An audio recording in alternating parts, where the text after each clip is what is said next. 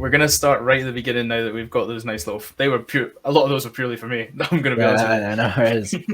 So I want to start at the very beginning. How did you find motorsport? I assume it was like a father-son type thing, as a lot of Yeah, it was. sport.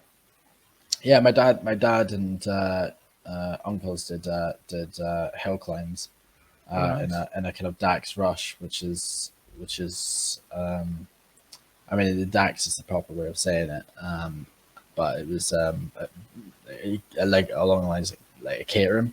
Right. Yeah, really, really wicked thing. And we done hill climbs and sprints and stuff. And they were doing a sprint around this kart track called Boindy, which was really far up in the northeast of Scotland. And during the lunch break, there was karts going around, and I just wanted to go, had to go, and yeah, just took it to like a duck to water, and from there just pestered my dad into getting me a car, and then Santa gave me one for Christmas that year, and yeah, the rest is history, really. Wow, I'm jealous. I remember there was nothing more I wanted in the world than a car. Yeah. So tell me about the karting kids growing up. What's the scene like in Scotland as a karting kid? Because there'll be a lot of viewers from afar. Yeah, absolutely. So I mean, the karting scene in Scotland was there was only 4 tracks in Scotland. You had Golspie, you had Boindy, you had Crail, and you had Larkhall. Mm-hmm. And it was quite a small community. It was a lot more laid back compared to like the British. Yeah. Larkhall was the main circuit in Scotland, so people did a lot of club, like just that championship. But yeah, so we won the Scottish and then went into the British, and the British was a lot more competitive. Everyone took that a lot more seriously. So I say that the Scottish scene in karting was quite laid back. Yeah. So I take it that was a lot more travel once you managed to hit the British scene. How old were you when all this was going on? Is this like pre-teen sort of? Yeah. Teenager type age. Absolutely. I can't remember what age I won the Scottish at, but I think at the time I was like the youngest ever to win the Scottish. What a beautiful little humble flex there. I love that. Yeah, I think at the time, I was. Yeah. Wow. Yeah. Of course, like the traveling became too much for the British, so we had to move down south. So we're originally from Turriff, and all the kind of family lived in that area. Right. And we moved south to Lockerbie, which is a lot closer to the border, and that made traveling a lot easier. But obviously the traveling was still really, really far compared to most. Yeah. Wow. So that shows the commitment right there. You have to get involved. So I want to try to explain to the listener. There'll be a few that understand it, obviously, but there'll be some listeners that don't.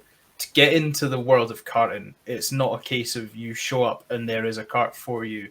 It is you have to buy your own kart. You trim the tires, make sure they're lined up correctly.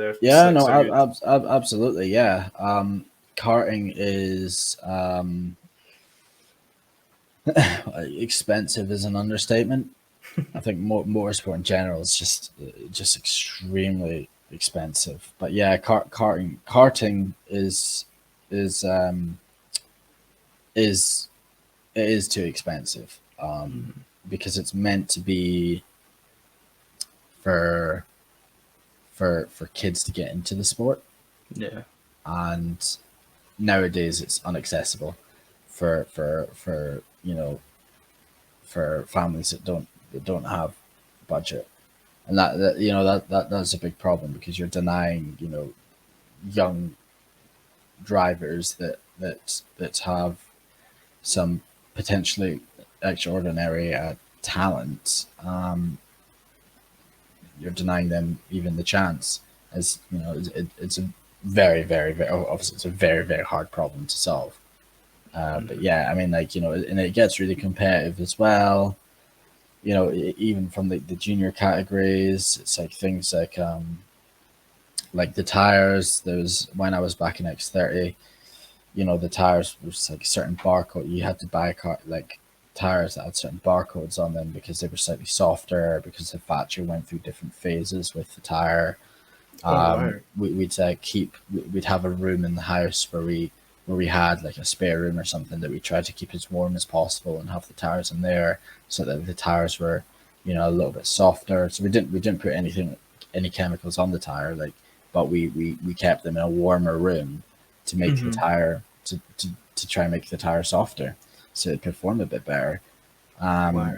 But you look at the Europeans nowadays, and up front with a really, really good team to do the junior, you know, junior world championships for a season, you're looking at 250 grand up front, and it's just ridiculous.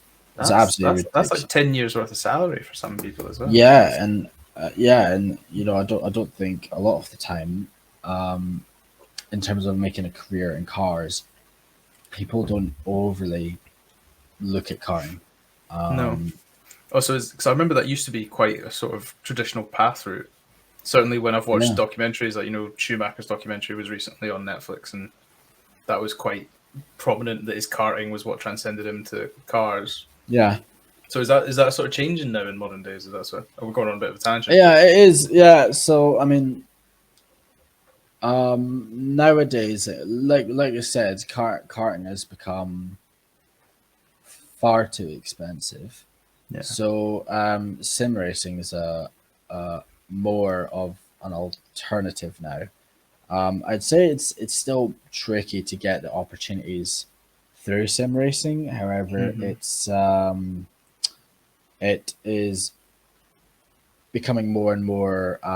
You know, it's happening more and more often, and it will be more and more of a popular route into motorsport as the years come.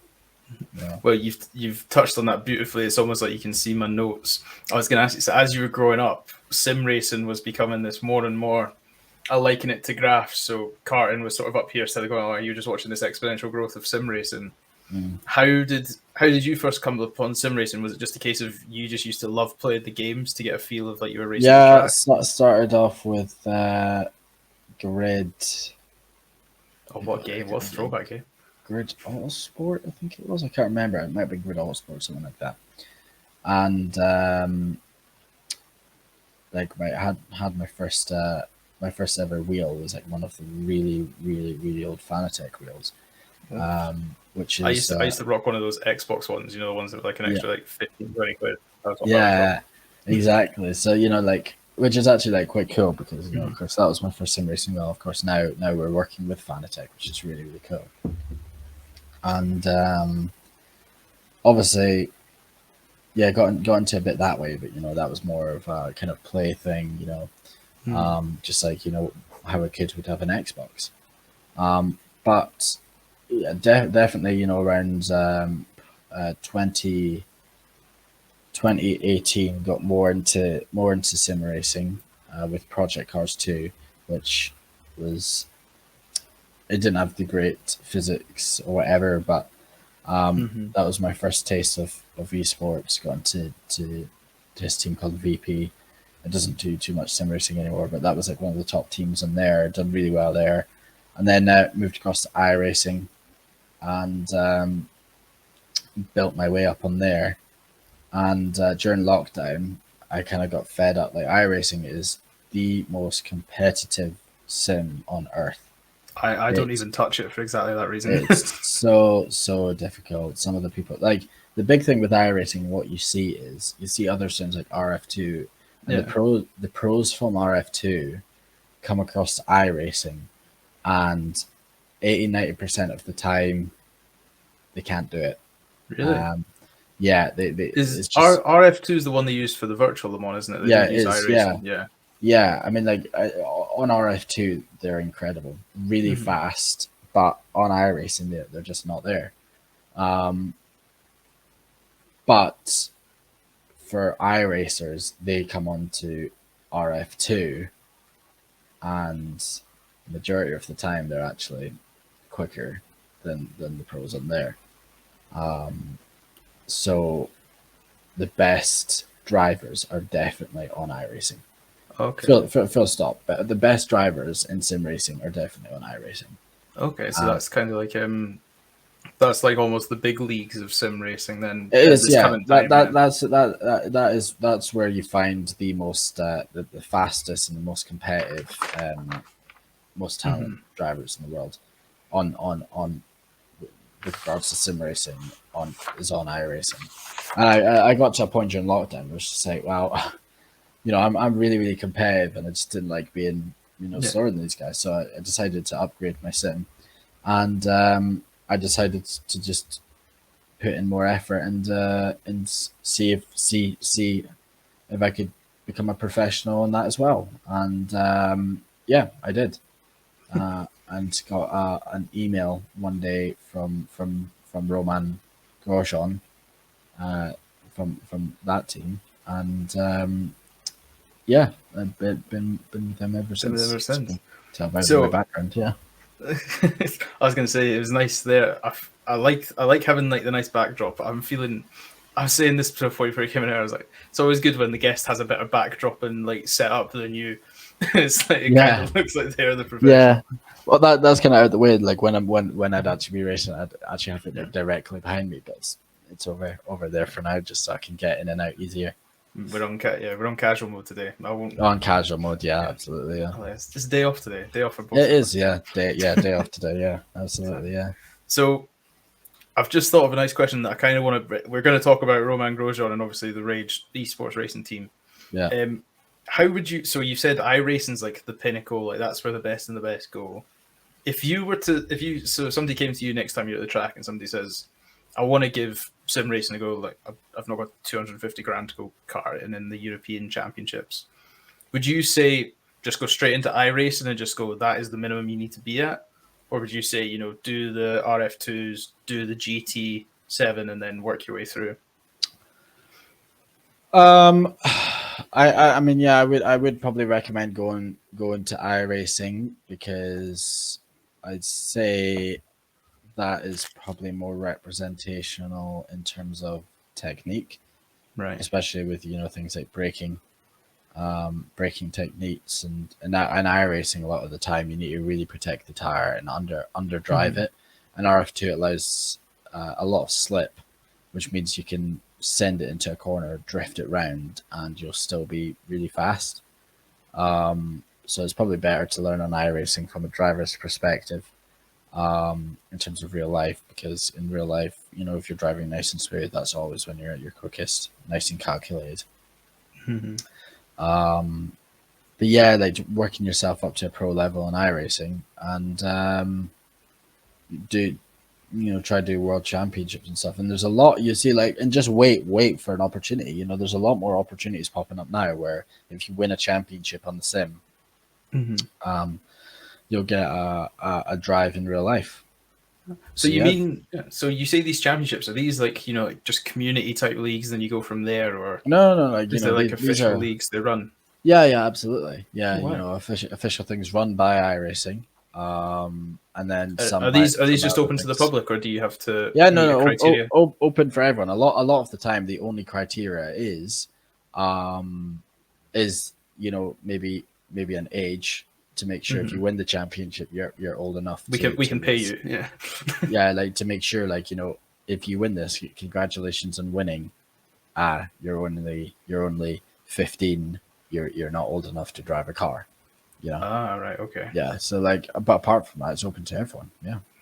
Oh, right. But that brings me on to my nice question. What makes sim racing so good? And I think we both agreed when we were talking about this in text, it is the fact that all you literally need is, you don't even need the sim, actually. You can do it with just a controller. Yeah, absolutely. It's probably a lot better on iRacing. I think you get destroyed if you're on controller, but I think the accessibility of it is the biggest thing, because you don't really need the best equipment. There's a lot of fantastic sim racers out there that don't have the best equipment but are just very, very talented. I think in racing nowadays, I think it's no secret that there's some very talented drivers that deserve to be higher. There's drivers that are in positions that they're in with budget. You mean like a you buy your seat situation? Yeah. Because like it's no secret. I don't think anybody begrudges you for saying that. There, it's a well-known fact that you can buy your seat in certain situations. Absolutely, yeah. So I think there's definitely places where maybe a more talented driver but business is business. Yeah. At the end of the day, so it's that's no tough, fault of the team as well, is it? Teams need to make money. So understand that it is a business at the end of the day. I'd say one of the big beauties of sim racing is that isn't an aspect.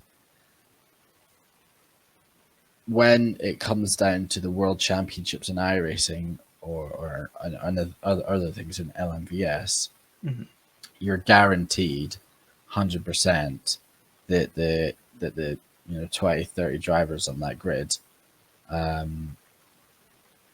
or in LMVS, whatever it is, how many drivers, like the drivers there are genuinely unhindered by budget, and therefore they are the best in the world, and you have the most competitive grid there in the world.